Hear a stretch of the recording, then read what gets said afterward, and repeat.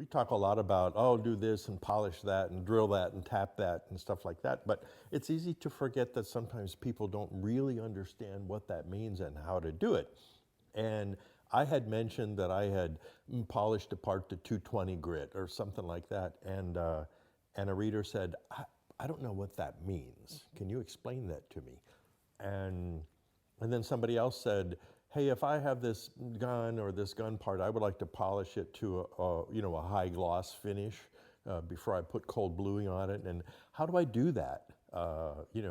It's like I think the same guy said, I don't have a buffing wheel." Which is fine because you don't need a buffing wheel. And as a matter of fact, a buffing wheel sometimes can get you into more trouble than not. So I've got a piece of just regular old steel here.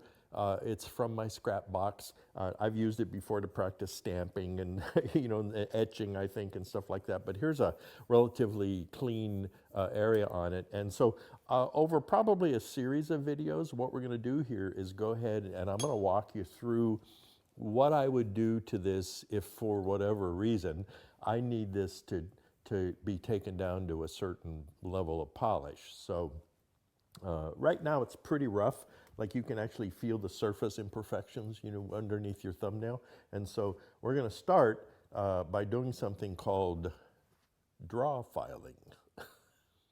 Okay, draw filing doesn't mean that you take a file and you draw with it. What it means is that you're going to draw it towards you, and in actually a lot of cases you can push it away from you too. So we'll go to a close-up view and I'll show you what I'm doing.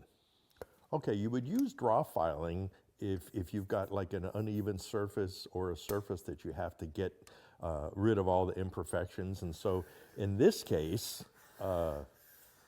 what I'm going to do is I'm going to use a draw file, even though you normally could use, say, a milling machine, but let's say you don't have a milling machine. And what you're doing here is that rather than filing this way, which tends to leave marks and it can be uneven, this allows you to put the file flat and slowly bring out all of the imperfections and flatten the surface. And I think you're beginning to see it.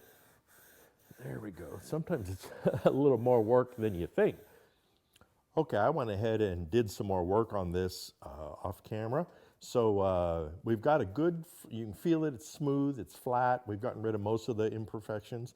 And the next step is to start with wet or dry papers. And we'll start with the 220 on the next video.